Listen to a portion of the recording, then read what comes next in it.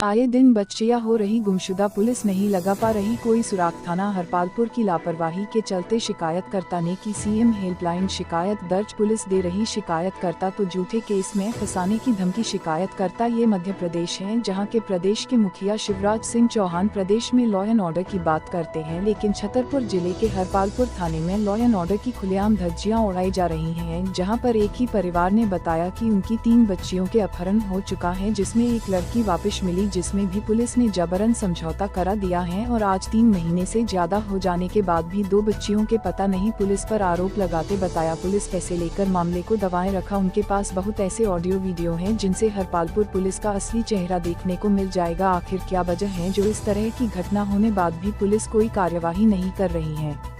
क्या प्रदेश में ओबीसी और एसटी समाज को प्रताड़ित करना या करवाना ही लॉ एंड ऑर्डर? क्या ये कहना गलत होगा कि पुलिस ने लापरवाही कर रही परिवार के द्वारा की गई हेल्पलाइन बंद कराने के लिए पुलिस दबाव बना रही? अब देखना होगा उच्च अधिकारी मामले की गंभीरता को देखते हुए क्या ठोस कदम उठाते हैं। परिवार ने गुहार लगाते हुए बोला, अगर हमारी बच्चियां हमको नहीं मिलती तो हम आत्मदाह करेंगे, जिसके जिम्मेदार हरपालपुर थाना प्रभारी होंगे। फिलहाल थाना प्रभारी धर्मेंद्र सिंह कुशवाहा जी हैं।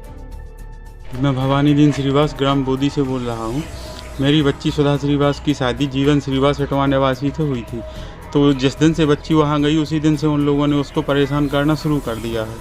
परेशान करते रहे, बच्ची 8-10 महीने तक झेलती रही। जब उसको अति से ऊपर भी परेशान किया गया तो उसने पुलिस में FIR की, उस पर भी कोई कार्रवाई खास नहीं हुई वहाँ। उसके बाद बीमार हालत में ये लोग इसको यहाँ छोड़ गए।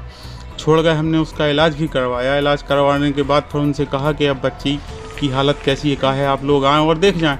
तो वो देखने कोई नहीं आया और बोले कि हम आएंगे तो आपको मैं घर के डायनामाइट से उड़ा देंगे। ये धमकी बच्ची को उन्होंने फ़ोन पे दी। फ़ोन पे देने के बाद बच्ची ने हमें बताया कि पापा वो लोग हमें इस तरीके की धमकी दे रहे हैं। तो हमने कहा बेटा कोई बात नहीं, चलो आप पुलिस में इन्फॉर्मेशन जो है अपनी कर दो और हरपालपुर से पुलिस आएगी, आपको देख लेगी, कोई परेशानी नहीं। तो पुलिस में इन्फॉर्मेशन दी गई। उसके बाद गाड़ी आई डायल 100 और उन्होंने गुप्ता जी उस पर जो थे दीनानाथ गुप्ता, उन्होंने उस डायनामाइट को भी जब्त किया, अपराधी को भी वहाँ से उठाया और आगे जाके फिर उसको छोड़ दिया। पैसे ले दे के उसको छोड़ दिया वहाँ से। उसके बाद उसको अरेस्ट नहीं किया। गाड़ी अकेली थाने में रखी रही। पता नहीं डायनामाइट वो उन्होंने कहाँ जमा की है नहीं की, वो हमें मालूम नहीं। इसके बाद फिर हमारी 10-12 दिन के बाद गाड़ी हमें वापस दे दी गई, क्योंकि गाड़ी दहेज में दी थी, बच्ची के नाम थी। गाड़ी हमें वापस मिल गई। इसके बाद फिर 1 महीने करीब दोबारा से वो लड़की जब हरपालपुर किसी काम से आई थी तो आए उस लड़की को कट्टे की दम पर अगवा कर ले गए।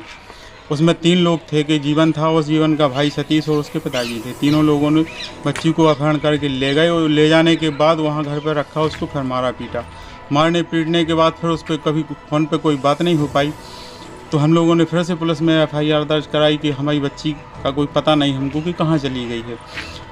उसके ऊपर पुलिस ने कोई इंक्वायरी नहीं की। महीने के बाद जो है फिर वो जो जीवन श्रीवास जो है वो सीधे लेके बच्ची को यहाँ पे आया थाने में आया। फिर वहाँ से हमसे घर से बुलवाया गया हमें, और जबरन हमें दिलीप करण नायक थे उसमें, और ये थे क्या नाम उनका है, उसमें जितेंद्र हरवार, दिलीप करण नायक थे और दीनदयाल गुप्ता जी थे। तो इन लोगों ने वहाँ पर हमारा जो है ज़बरदस्ती राजीनामा हमसे अपशब्द बोल के जबरन करवाया है, जिसके समक्ष हमारे सरपंच भी थे, 2-3 लोग और भी थे गांव के, जिनके सामने हमें अपशब्द बोल के ज़बरदस्ती हमसे राजीनामा करवाया। बच्ची से बात भी नहीं हमें करने दी गई और उसके बाद इन लोगों ने ले दे के फरार कर दिया उनको। वो वहाँ चले गए, हम अपने घर चले गए। तो उसके बाद हमने जो आगे कार्रवाई की, उस कार्रवाई पे अभी तक कोई सुनवाई नहीं हुई है हमारी। करीब 6 महीने हो गए हैं, उस पर कोई सुनवाई नहीं हुई है। हम ये चाहते हैं कि हमें कानूनन न्याय। हमारा नाम सुधा श्रीवास है। हमारी शादी 16 जून 2021 को हुई थी। शादी के दूसरे दिन से ही हमारी सास बिमला और ससुर रूप किशोर और देवर सतीश और पति जीवन श्रीवास सब लोग हमें परेशान करते थे, दहेज की डिमांड करते थे। और हमारी वहाँ तबीयत ख़राब हो गई थी 5-6 महीने बाद, तो वो हमें घर पे छोड़ गए और घर पे हमारा इलाज चलता रहा। फिर इसके बाद हमारे पास फ़ोन आया तो फ़ोन पे धमकी देने लगे, दहेज की डिमांड पूरी करो नहीं तो मैं जान से मार देंगे। तो हमने मना किया। तो हमारे देवर सतीश और हमारे पति जीवन श्रीवास दोनों लोग अपने घर से हमारे यहाँ दाना मिर्च लेके आए मारने के लिए और धमकी दी। तो हमने पुलिस को फ़ोन लगाया, पुलिस से कंप्लेन की। तो पुलिस वालों ने वहाँ आके मौके पे डायनामाइट जब्त किया, जो हमारे पापा ने दहेज में मोटरसाइकिल दी थी वो भी जब्त की और थाने ले गए और अपराधी को वहीं छोड़ दिया। पैसे ले। फिर इसके बाद हम अपने काम से हरपालपुर गए थे, तो हमारे ससुर और देवर और पति तीनों लोग हरपालपुर में आकर उन्होंने कट्टे की नोक पर हमें ज़बरदस्ती हमारा अपहरण कर लिया और हमें ग्राम इटवा ले गए। वहाँ ले जाने के बाद हमें 1 महीने तक बंद रखा और ना किसी से बात करने दी, ना ही हमारा कोई संपर्क हो पाया। फिर इसके बाद हमें मारा पीटा और परेशान किया। फिर हम इसके बाद 2 अगस्त को हरपालपुर लेके हमारे पति आए और पुलिस वालों से उन लोगों ने पैसे दिए और पुलिस वालों ने हमें धमकी दी कि तुम राजीनामा करो। राजीनामा पे हमसे ज़बरदस्ती सिग्नेचर करवा लिए और हम लोग आ गए थे 12 बजे। हमारे पापा को उन लोगों ने 5 बजे बताया और फिर पापा को बुलाया, पापा को गाली दी और अब शब्द बोल के पापा से भी ज़बरदस्ती दस्तखत करवाया और हमसे भी करवाया। फिर उसके बाद हम वहाँ चले गए, वहाँ चले गए हम पति के साथ। तो फिर वहाँ जाकर उन लोगों ने हमें फिर से मारा पीटा। फिर इसकी सूचना हमने डीएसपी सर को दी फ़ोन पे, तो उन लोगों ने हमें वहाँ से निकलवाया। इसके बाद हमने फिर से कंप्लेन की एसपी ऑफिस में भी, कलेक्ट्रेट में और हरपालपुर में भी, पर उसकी अभी तक कोई कार्रवाई नहीं हुई और हम यही चाहते हैं कि हमारे साथ न्याय हो। समस्या कि हम बोदी से बोले कुसुम श्रीवास और 3 बच्चियाँ संध्या सुधा नेहा लापता हैं और 1 मिल गया और 2 मिली नहीं, 4 महीने हो गए। वो पुलिस का चूक करनी है और हम अपनी आत्महत्या कर लें।